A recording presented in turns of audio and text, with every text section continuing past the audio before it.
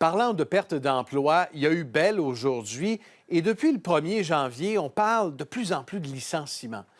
Ce soir, on va zoomer ensemble sur ce phénomène. Regardez ce tableau. Ça va de Rona à Bureau en gros, en passant par des entreprises technologiques. Bref, on sent que le marché de l'emploi bouge rapidement. Et ce soir, on veut y voir plus clair. Vous, à la maison, est-ce que vous craignez de perdre votre emploi? Puis je vous dirais, si vous avez des jeunes, allez les chercher. Dites-leur de s'asseoir devant la télé parce qu'on va parler d'emplois d'avenir et peut-être d'emplois à éviter avec tous les changements technologiques. À mes côtés, Emna Abraham, qui est directrice générale de l'Institut du Québec. Annie Boilard, vous êtes experte en ressources humaines. Bonsoir à vous deux. Bonsoir. C'est vrai qu'on a l'impression qu'en 6 mois, le vent a tourné et qu'il souffle dans une direction totalement opposée. On parle de plus en plus de perte d'emploi, Emna Abraham. C'est certain qu'au cours des dernières années, on était vraiment dans une situation de frénésie sur le marché du travail. Il y avait des pénuries de main-d'œuvre, il n'y avait presque pas de chômage. En 2023, le vent tourne quelque peu. Avec la hausse des taux d'intérêt, l'activité économique, elle ralentit. Mais ce qu'on constate quand même, quand on regarde les chiffres comme il faut, c'est qu'au cours de la dernière année, ce ralentissement économique, il n'a quand même pas... il a quand même gardé le marché de l'emploi robuste. Parce qu'on va voir les chiffres et on va voir la courbe. Ce sont surtout les emplois vacants qui sont moins nombreux. On n'a pas vu un taux de chômage exploser, mais il y a moins d'emplois disponibles. Exactement. Ce qu'on a vu, c'est avant tout des employeurs qui sont allés rayer des offres d'emploi. Ouais. Des offres d'emploi, surtout pour les emplois les moins bien rémunérés, les moins qualifiés, pour lesquels ils avaient déjà du mal à trouver des candidats. Ils sont allés rayer ces offres d'emploi-là avant de mettre leurs employés à pied. Annie Boilard, vous le constatez, vous êtes sur le terrain. Quand on perd un emploi, c'est vraiment de plus en plus difficile d'en trouver un autre. Oui, bien là, oui, ça aurait été préférable. L'été dernier, c'était Ouais. plus facile de se replacer, sans dire que c'est impossible. Non. Mais il faut considérer que ça va prendre un petit peu plus de temps. Et en fonction de notre profil, ça va différer également. C'est pas la même chose si on a un profil avec, par exemple, 100 diplomation spécialisée versus une spécialisation au niveau technique ou un diplôme universitaire. Les choses vont différer dans l'accessibilité puis la rapidité à trouver un emploi. Donc, ça dépend des secteurs. C'est asymétrique. Puis ça dépend des régions parce que je le constatais dans l'étude que vous avez publiée à l'Institut du Québec. Il y a des régions où la création d'emplois est anémique et il y en a d'autres où ça va plutôt bien.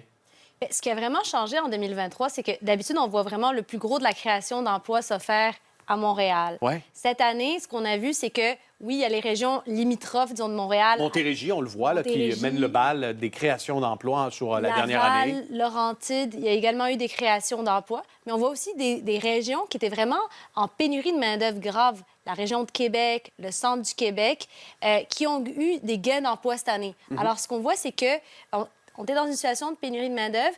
Il y a eu un bond dans la population active cette année, plus de 100 000 personnes de plus dans notre bassin, finalement, de travailleurs potentiels, principalement à cause de l'immigration temporaire. Mais cette offre de main-d'œuvre, elle a peut-être permis de combler certains postes qui étaient vacants. Est-ce qu'on est encore en pénurie de main-d'œuvre, Emna Abraham?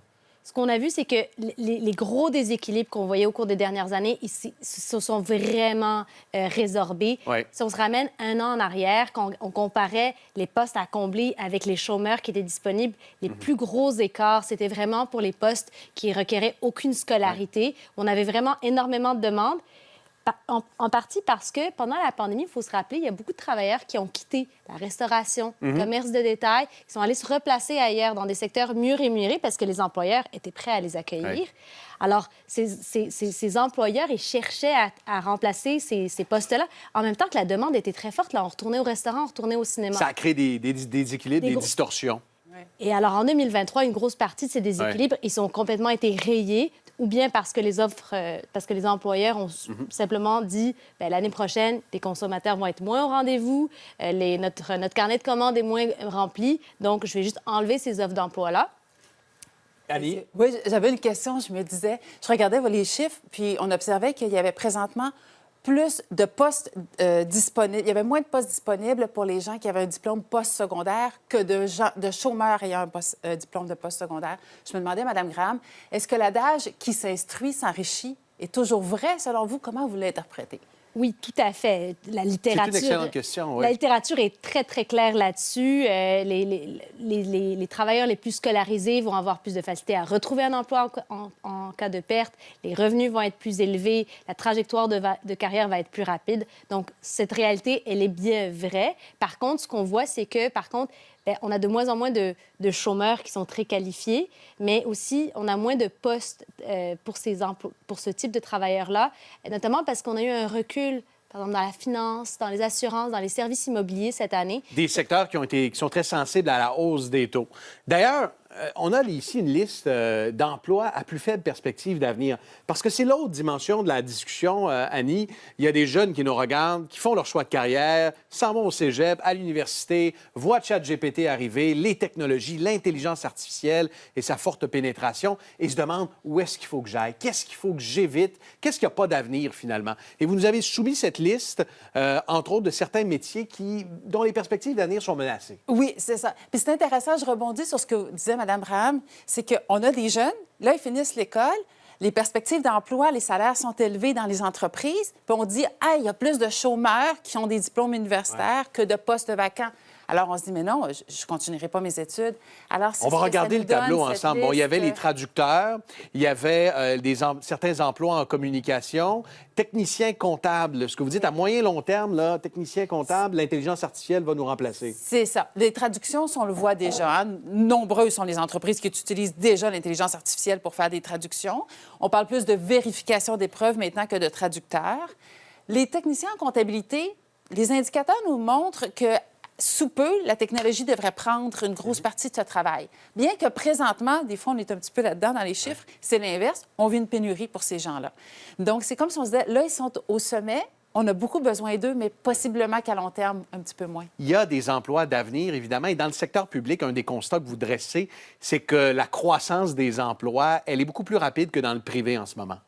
Bien, ce qu'il faut savoir, c'est que les besoins dans certains secteurs, on pense à la santé principalement, bien, ils ont été très forts au cours des dernières années, puis ça va continuer à augmenter parce que là, ça ne dépend pas de la conjoncture économique, ça dépend des besoins de la population.